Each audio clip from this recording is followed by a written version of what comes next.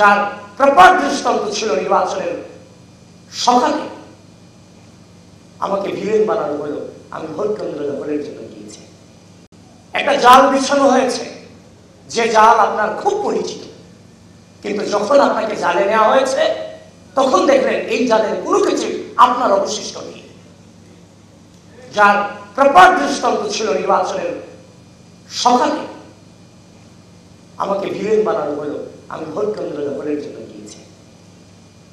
এটা কখনোই mainstream media থেকে আমি আশা করি। এবং সেটা কারা করেছে তাদেরও দোষ দিচ্ছি না। কারা করেছে?